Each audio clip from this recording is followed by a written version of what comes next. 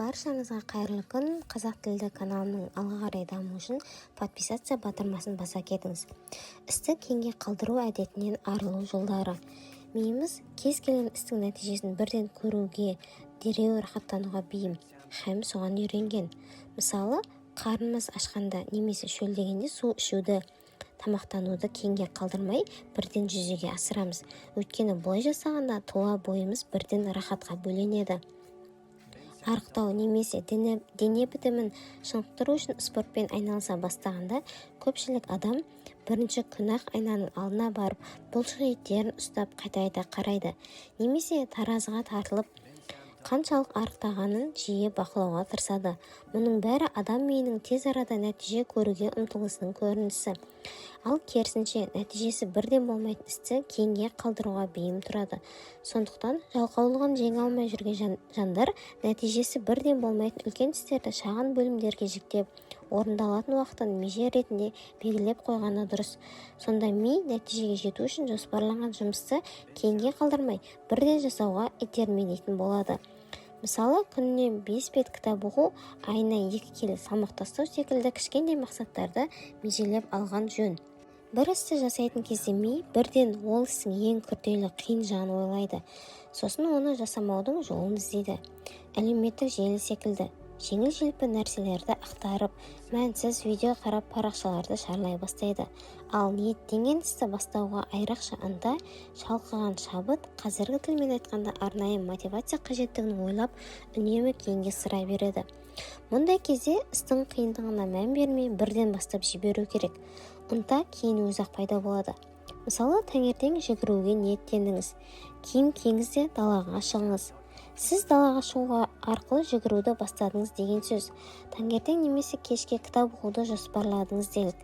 Бірақ кітап оқуға жалқаулығыңыз жар бермей тұр. Еш нәрсеге қарамай, қолыңызға кітапты алыңыз да парақтай бастаңыз. Мазмұнына көз жүгіртіңіз. Әрі қарай бәрі оңай. Дәл осы әдіспен мақала жазыңыз. Орныңыздан тұрыңыз да компьютеріңізді қосыңыз. Бар болғаны осы. Әрі қарай саусақтарыңыз өзі қимылдай бастайды. Қазір сіз оқып отырған қолыңызда кітаптың осы беттерін жазарда менің де еріншектігім ұстап тұр еді. Үстелдің басына отырып компьютерді қосып едім, жалқаулығым дереу қашып кетті. Әрекет бар жерде берекет бар деп бекер айтылмаған. Оталмай тұрған көлікті итергенде оның бастапқы кездегі орнынан қозғалу ғана қиын. Бір қозғалған көліктің жүруі оңай. Кез келген жұмыстың басталуы ол істің жартылай, тіпті 80% біткендігімен пара-пар. Қазақтың шешінген судан тайынбас деген тәмсілі осыны меңзесе керек. Себебі адам миы басталған жұмысты ұмыта бастайды. Оны бітіргенге дейін көңіл бейбақ байыз таппайды. Мысалы, көріп отырған фильміңіз бір себеппен үзіліп қалса, оны уақыт тауып аяғына дейін көруге тырысасыз. Басталып аяқталмаған істің адам миында жақсырақ сақталатындығы жайлы Блюма-Вульфовна Зейгарник деген ғалым дәлелдеген. Бұны психологияда Зейгарниктің эффектісі дейді. Кейде іс еш мінсіз аса керемет дәрежеде болуы керек деген максималистік психология оны кейінге қалдыруға себеп. Біз істің кереметін күтіп жүргенде уақыт зулап өтіп кетеді де, ол сол күйі өзгеріссіз қалады. Әсілінде адам баласы жасаған іс бірден кемел болып кетпейді. Қазақта көш жүре түзеледі деген жақсы сөз бар. Бұл өмірдің де адам табиғатының да заңдылығы. Әлемде жетістікке жеткен тұлғалар өмірін зерттегенде олардың қай-қайсысы да жетістікке бірден қол жеткізбегенін аңғарамыз.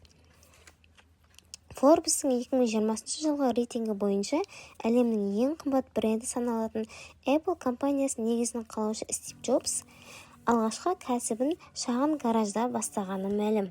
Сондай-ақ қандай да бір нәрсені жасау үшін тамаша көңіл-күй немесе шабыт іздейміз. Оны күтіп жүргенде жылдар сырғып өтіп жатады. Адам көңілі іс жасағанда көтеріледі.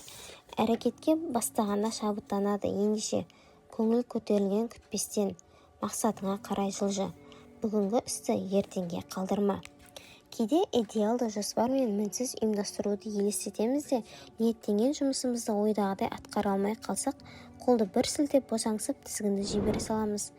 Жайбарақаттыққа салынып кетеміз. Бұл қате. Ойдағының біреуі болмай қалды деп қалған істі бүтіндей тастай салуға, уыстан түгелдей шығаруға болмайды. Қандай да бір істің тек кемелдігін эмоциялық тұрғыдан ең күшті күйінде күтпей мүмкіндігінше жасай беру керек. Нәпсі бізге ешқашан «Жатай бер, ұйықта, мына істі жасама» деп бұйрық бермейді. Көбінесе 5 минут жата тұр, біраздан кейін баста деген секілді ұсақ ойлар арқылы шырмайды. Бойдағы жалқаулық осындай сөздерден кейін істі кейінге шегере береді. 5 минут жата тұрайын деген кісі бірнеше сағат ұйықтап қалады. Аздан кейін істі бастаймын деген адам көп уақытын босқа өткізіп алады. Мұндайдан сақтану үшін 5 санын кері қарай санап, 0 дегенде істі бастап жіберу керек. Өйткені 0-ден кейін басқа сан жоқ. Адам еріксіз әрекетке барады. Ойлаған ісіңді уақытында жасамай, кейінге ысырған жағдайда ол іс миыңыздың бір шетінде сақталып тұра береді. Жасауым керек еді деген ойлар жиналып, қалған қоқыс секілді сені үздіксіз мазалап тұрады. Ойың жасалмай қалған іске үнемі бөліне бергендіктен өзіңе көңілің толмай, жеңілген адамның күйін кешесің.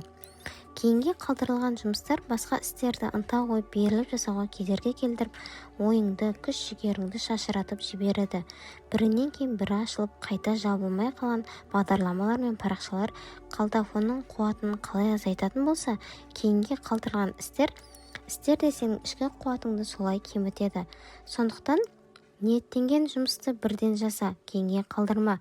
Кейінге қалдырылған істер жиылып тау болады да, бәрін жинап бірден жасауға күшің де, ерік-жігерің де жетпейді.